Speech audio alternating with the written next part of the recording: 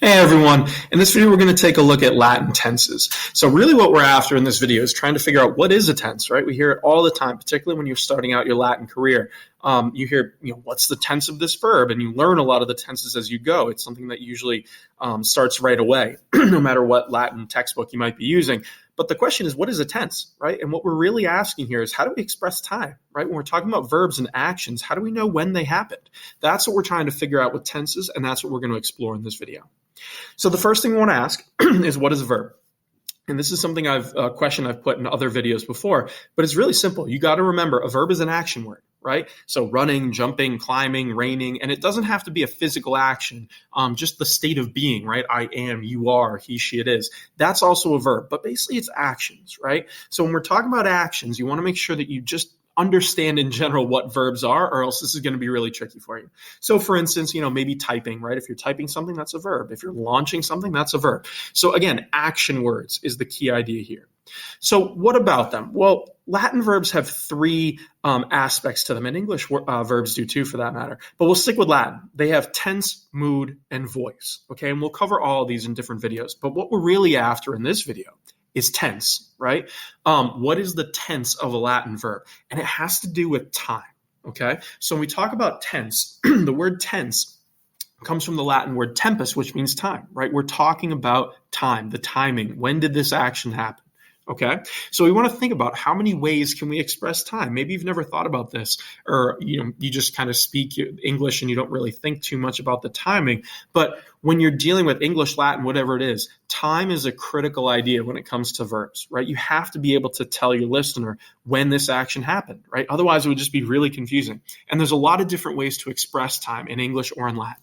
So present tense, right? What are you doing right now? What's happening right now? You're watching a computer screen, right? That's what you're doing. That would be present tense. It's the current moment. Past tense, what already happened, right? Maybe you're looking at the pyramids and you say, oh, these were built, thousands of years ago. Nobody's building the pyramids right now. It already happened. That's what we call past tense. And of course, future tense, what will happen, right? Where will we be in 5 years, 10 years, 1,000 years, right? These are the three basic concepts of time that we have, right? Past, present, and future. So if you're thinking, what's the trick? This sounds pretty easy. Well, it's a little bit more complicated than that, right? It's not necessarily a trick. It's just there are a lot more ways. There's kind of variations in how we express time in past and future tense, right? Present is always basically the same thing, but past and future get a little complicated. So when we're talking about actions in the past, okay, and we're dealing with Latin tenses, there's three ways you can express an action in the past. You could do perfect tense, right? That's a completed action. I walked to school. In English, that's usually the form that has an ed on the end of it, right? Walked, jumped, skipped, whatever, right? Or you could use the imperfect tense, which are incomplete actions in the past, right? I was walking to school. I was jumping. I was skipping, right? We say was in English. Those two are both in the past, right? If you say I walked to school or was walking to school, it doesn't matter. It's still an action in the past. But there's a third type of past time, right? It's called pluperfect tense. So pluperfect comes from the Latin. It means more than perfect, right? Plusquam perfectus, more than perfect. It actually happened further back in time.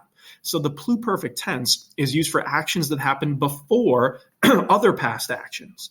So maybe you say something like, before I walked to school, past tense, I had eaten breakfast, right? When you say it like that, you're saying that first you ate breakfast and then you walked to school. There's two things happening in the past and you're sequencing them, right? One happens before the other. That's what we call pluperfect tense, okay? So when you're thinking about past actions in Latin, there's three different ways to express it. It's not as simple as one way to, put anything in the past. Even in English, we don't do that. It would be a little confusing, right? There's three different ways to do it. So just make sure you have these down. Perfect, imperfect, pluperfect tense. They all happened in the past. Same with the future. It's not as simple as one way of describing any action that will happen. There's two different ways to do it. Future tense are actions that will happen in the future. Just what it sounds like, right? I will go to school tomorrow. I will graduate high school. I will graduate college, whatever you're trying to say. Okay. But there's another one called future perfect, right? And maybe you don't say this a lot in English because we've kind of glossed over it a little bit as the language developed. But future perfect are actions that will happen before other actions in the future. So in other words, maybe you have two different actions in the future. You're going to graduate high school and you're going to pass Latin class, right? First, you need to pass Latin class. Then you're going to graduate high school. Both of those actions haven't happened yet, right? They're in the future. They will happen, but one is going to happen before the other. So the way you do that is you'd say, before I will graduate high school, future tense, I will have passed Latin class. That's called the future perfect. It's an action in the future that happens before another action in the future. Okay? So don't get confused, right? Which one do we use? What are we supposed to be doing here? Don't let it confuse you. We'll figure this out and kind of piece it out sort of one piece at a time. But there is one way to think about it, right? And this is a chart I usually use for my students. It's not the greatest chart we've ever made, but it gets at the point, right? If you're thinking of time as sort of an arrow, right? You can either be in the present, right in the middle. The past would be to the left, and the future would be to the right, okay? Present tense, like I said, is always pretty straightforward. Things happening now. I am walking, right? So walk would be a good translation of it. If you go to the left into the past, you can see perfect and imperfect, right? They basically happen at the same time, give or take. A perfect tense action would be I walked. Imperfect would be I was walking. It's sort of a incomplete action or a continuous action in the past. Okay. But if something happened before either a perfect or an imperfect tense verb, it would have to be pluperfect tense, right? I had walked. So pluperfect is the farthest you can go back in time when you're describing actions. So an example would be saying something like, before I turned 4, I had turned 3. Right? Turning 3, pluperfect, I had turned 3, happens before you turned 4, right? Both of these things are in the past. One happened before the other. If you look to the right, this is how we kind of figure out future and future perfect, right? The farthest you can go in the future is the future tense. I will do whatever, right? I will be a millionaire. Got it. Future perfect is still in the future. It hasn't happened yet, but it's going to happen before something else. So it's kind of in between that present and future tense, right? So this would be an example again of saying, before I will go to college, I will have graduated high school, right? Graduating high school comes first, and then you go off and do whatever it is that you're going to do. Okay, so feel free to pause the video, but this chart gets all 6 tenses kind of into one line, right? Just so you can see the relationship between them, right? When do things happen? How do we translate it? These are the 6 tenses in Latin, okay?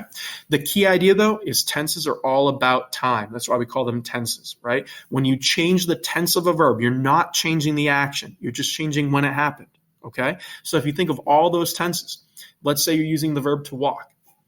When you change the tense, you're saying, I am walking, I was walking, I had walked, I will have walked, I will walk. All these actions involve walking, right? I'm still walking no matter what. All I did was change the timing of when they happened. And that's the key idea of a tense. Again, you're not changing the action, you're just changing when it happened. That's the key idea. Okay? So stay tuned. I'll make more videos for you kind of describing all these tenses and how we use them in Latin, because it's a little tricky, right? To make the tense change rather in Latin, you need to change the way it's spelled. So it's a little more complicated and more than we should probably do in one video. So we'll break them up into separate videos just so you get the idea of how they work. This is meant to be more of a general idea of just what a tense is, right? It's about timing of the verb. That's what we're really after. And it's an important idea to understand, particularly, like I said, when you start your Latin career, so you can move forward and not be confused every time we add a new tense into the mix and you learn how to say new things, okay? So here's a quick recap of tenses, right? The word tense comes from tempus, meaning time. It's about timing of the verb. When did this action happen? There's 6 of them in Latin, okay? There's present, perfect, imperfect, pluperfect, future perfect, and future, right? And put them in whatever order you want, but there's 6 of them. They all represent a different time, okay? A different time of when the action happened. So they're important to know and know how they relate to each other.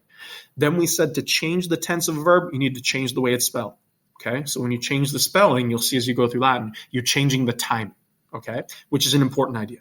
Each tense has its own rules for how you spell it. And again, we'll cover those in separate videos. So stay tuned. This is just to give you the idea of what a tense is in general, and then we'll break it apart and really analyze each as we go. Okay, but hopefully this helps you and gets you started on the path of understanding what a tense is. Keep practicing. Stay tuned. I'll make you some more videos on each individual tense. And like I said, it's just to get the general idea. And once you understand the concept, then you can do whatever you want. And any tense you run into in Latin, you'll be totally fine.